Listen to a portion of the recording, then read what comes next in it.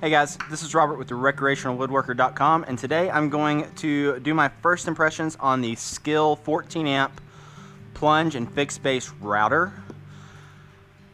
I bought this router to be a budget option. There are a lot more expensive routers out there. I own some, but this guy was about $140. It's a fixed base that I can leave in my router plate all the time, and then you can swap it out with a plunge base that I can use for routing at the table, at a workbench, something like that. So let's unbox this thing and we'll get started.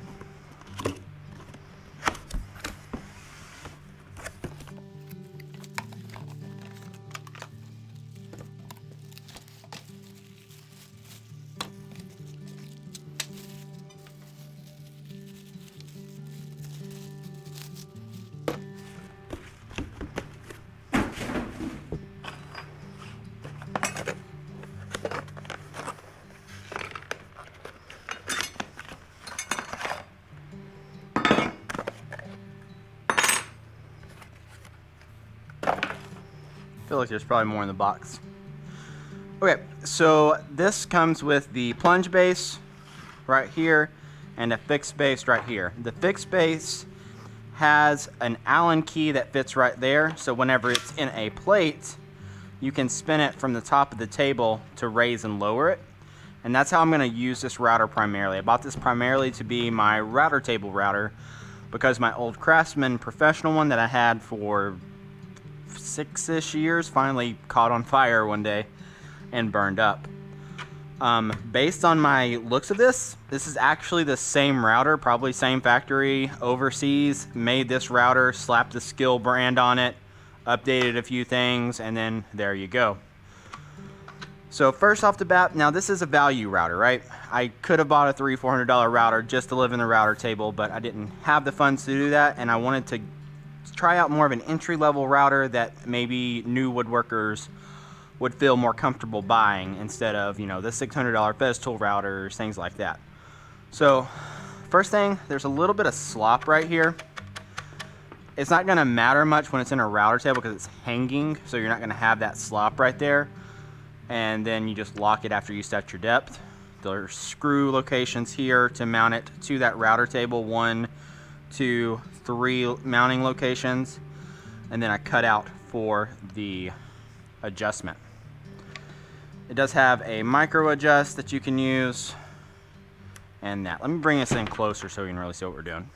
Okay, so the basic features are a digital readout, which I really like. Every other router I own has like a 1 through 6 dial, and that tells me nothing about the RPMs that I need to run it at. For example, big bits, you're supposed to slow down from like 30,000 RPM to like 18,000. This, you just dial it down till it says the 18,000, 21,000, whatever it needs to be, and you're golden. Other routers, you gotta look at your manual, which you inevitably lose or can't find, and it slows you down. So I do very much like that for setting up your bits and getting them going. It's got a fixed on-off switch right here that'll be really easy to access underneath the table, and then I can even leave it on and then hardwire it into a more dedicated router switch. To remove the motor from the base, you unlock it. There's a thumb latch right here. Push that, it slides out, and you can see the indexing pin. These little stops help control your depth. And then to put the plunge base on, you unlock it as well. There should be an arrow. Yep, there's an arrow right there. And then there's an arrow right here. Should just line those up. That slides on. You lock it, and now you have your plunge mechanism. And I'll say that this plunge is pretty smooth. To lock the plunge, you just push that down. That locks it. Set the depth. You have your turret right there. Locks that in place so you can do repeatable cuts. And without turning it on yet, like it might catch on fire as soon as I plug it in, but for now, what I'm seeing is I mean, for the money, this is going to be a good little router. Are there going to be better routers out there? Sure. But if you need a router, you're looking for your first one that can do all-purpose things, I think this is going to be it. Okay, I went ahead and plugged it in. Now you can see the router settings, so it can go down to 10. I don't know what set means.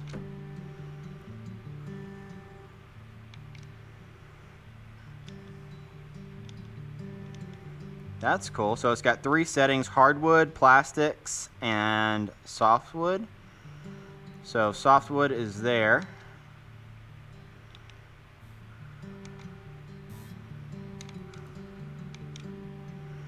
So you can even tell it what kind of bit that it's running as well. That's pretty cool. I need to go through all the settings and see exactly what I want to use, but for most of your little round over bits, that's what you want to use right there. Inside it does have a little LED light. Let me turn it on and off real quick. So you can see the LED light that comes on when it's on. It's pretty good. And let's turn it up to full blast so you can hear that.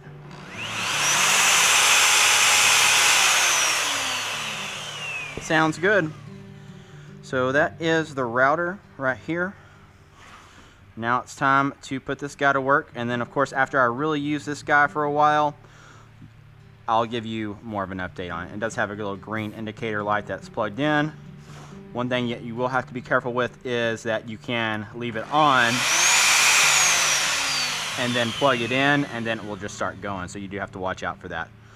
But good all-purpose router. If you're looking for your first router, this might be the one for you. There'll be a link in the description below.